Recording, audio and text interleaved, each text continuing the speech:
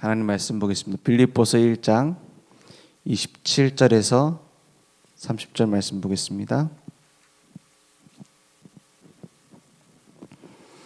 빌립보서 1장 27절에서 30절 천천히 함께 합독하겠습니다. 오직 너희는 그리스도의 복음에 합당하게 생활하라. 이는 내가 너희에게 가보나 떠나 있으나 너희가 한 마음으로 서서 한 뜻으로 복음의 신앙을 위하여 협력하는 것과 무슨 일에든지 대적하는 자들 때문에 두려워하지 아니하는 이 일을 듣고자 함이요. 이것이 그들에게는 멸망의 증거요 너희에게는 구원의 증거니 이는 하나님께로부터 난 것이라. 그리스도를 위하여 너희에게 은혜를 주신 것은 다만 그를 믿을 뿐 아니라 또한 그를 위하여 고난도 받게 하려 하심이라.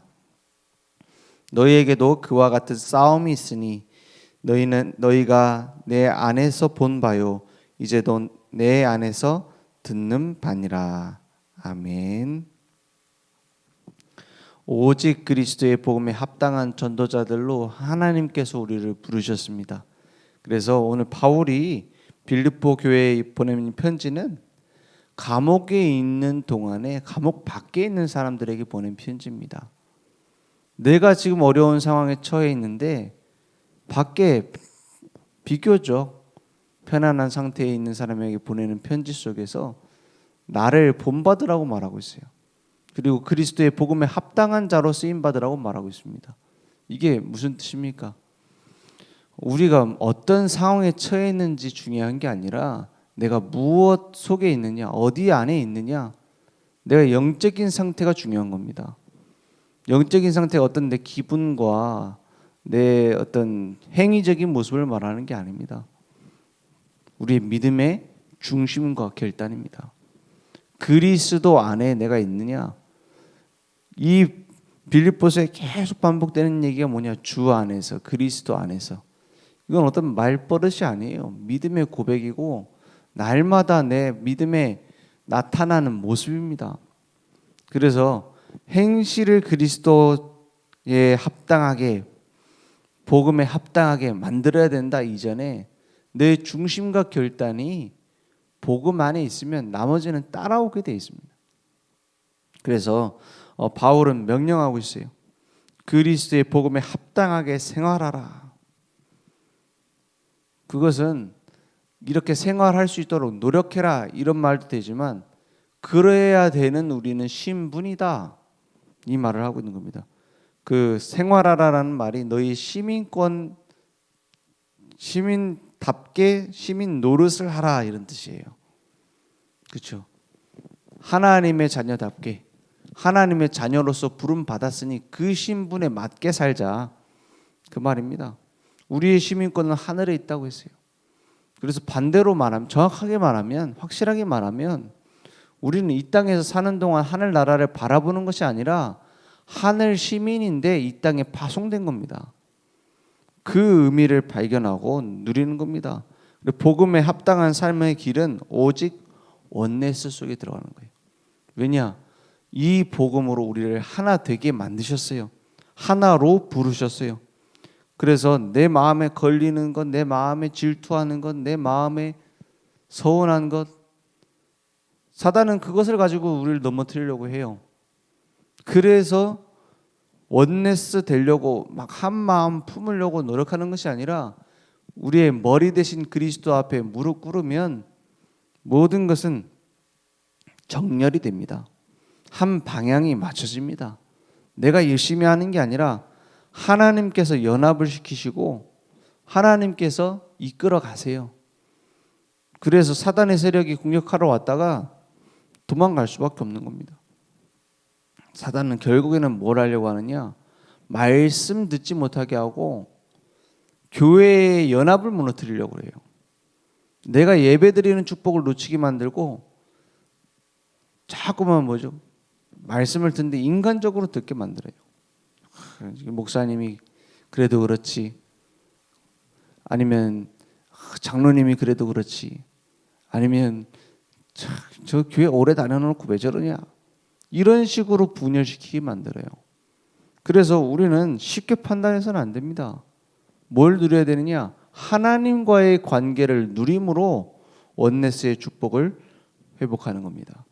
그래서 복음에 합당한 그리스도의 증인으로 교회를 하나 되게 만드는 것이 마땅한 하나님의 뜻인 줄 믿습니다. 그리고 복음에 합당한 삶은 고난을 은혜로 받는 거예요. 내가 하나님께서 원하시는 일에 쓰임 받고 있다는 자체가 감사한 겁니다. 막 고난이 오니까 너무 좋다, 괴로우니까 좋다 이겁니까? 그 말이 아니죠. 내가 복음의 편에 서서 고난 당할 수 있는 것에 감사하다. 내가 하나님의 편에 서서 하나님과 동행하는 속에 이것 때문에 고난 받는 것으로 그리스도의 증거가 나타나니 감사하다. 그렇죠? 그래서 은혜를 주신 것은 그를 믿고 은혜 받고 위로받고 뿐만 아니라 고난도 함께 받으려 합니다. 그래서 고난은 실패의 증거가 아닙니다. 고난은 오히려 전도자로서 우리를 부르셨다라는 증거고 흔적입니다. 그래서 바울은 뭐라고 하냐? 내 몸에 상처 받잖아요. 때리니까. 그죠? 복음 전한다는 이유로 잡아서 막 때리고 가두고, 그게 뭐 약 바르고 언제 치료합니까? 흉터 치료합니까? 몸에 그런 흉들이 잔뜩 찐 거예요. 그러니까 그걸 보고 뭐라고 하냐? 내 몸에 있는 그리스도의 흔적이다 그랬어요. 육신적인 것은 지나가는 것이고 우리가 받은 이 복음과 그 복음을 위한 모든 우리의 삶은 영원한 기록이 남게 되어 있습니다. 발자취가 남게 되어 있습니다. 오늘도 우리가 그 발자취를 따라가고 있지 않습니까?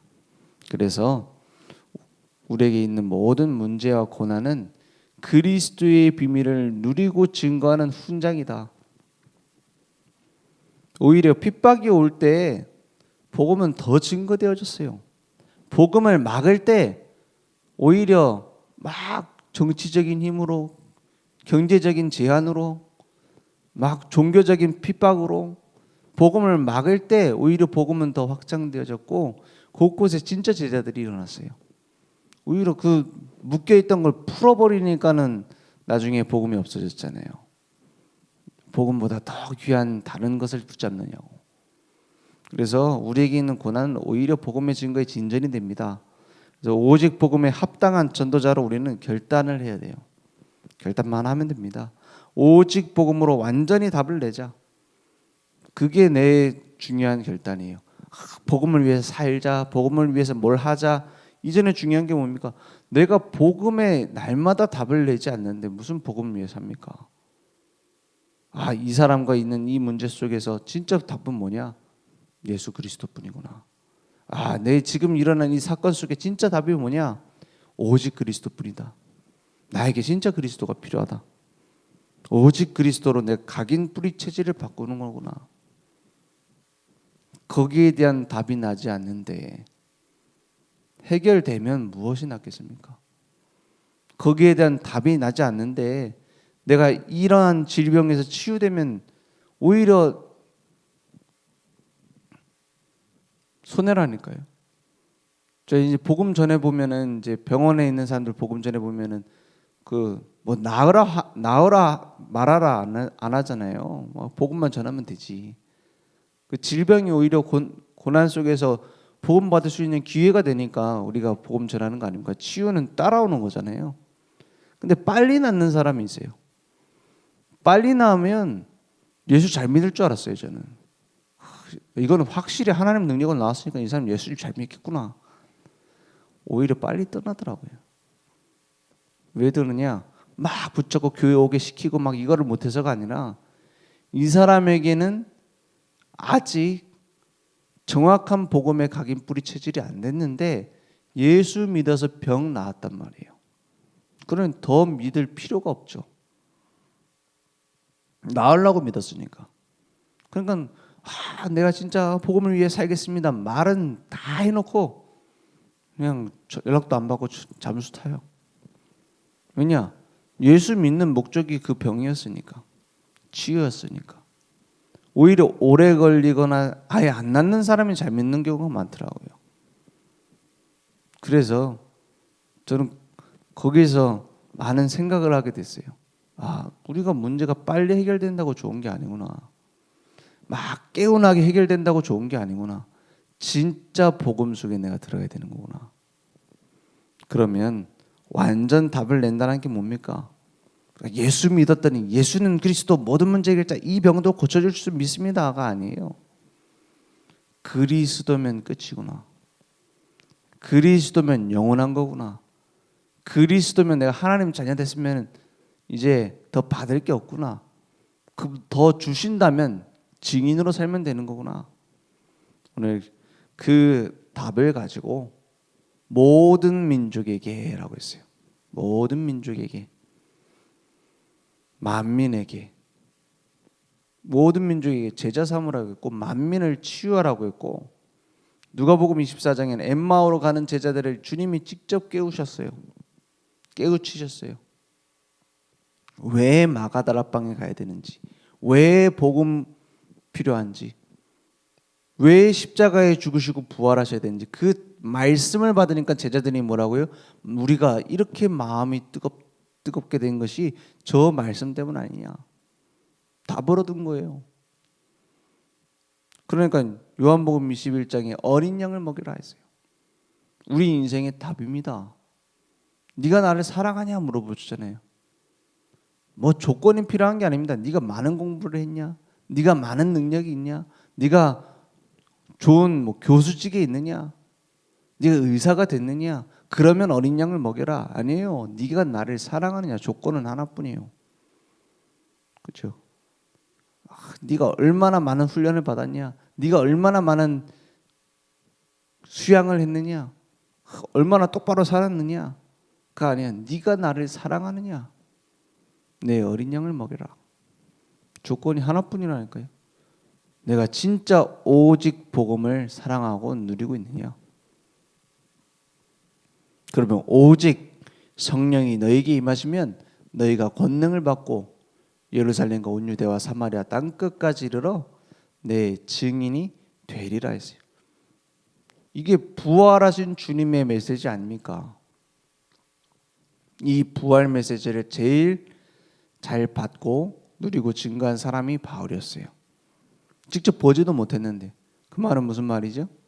우리가 12 제자들처럼 예수님 따라다니고 예수님의 기적을 직접 체험하고 오병이어 떼먹고 오병이어 나눠주신 건 내가 나 입에다 넣어서 먹어보고 부활하신 주님의 옆구리에다 손을 넣어보고 하면 믿겠습니다가 아니란 말이에요. 바울처럼 우리도 보지 않고 믿는 자가 복되다 그랬어요. 그러니까 제일 잘 누린 사람이 직접 못 본 사람이었다니까요. 그럼 우리도 뭘 체험을 하고 능력을 보고 막 예수님 얼굴을 보고 예수님 음성을 듣고 전혀 필요치 않습니다. 오히려 그것 때문에 더 방해될 수도 있어요.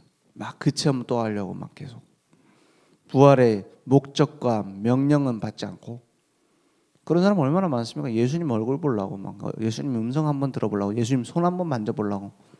그게 신앙입니까? 아니죠. 그분은 이미 우리와 함께 하시고 우리 안에 계시고 우리의 삶을 이끌어가고 계세요.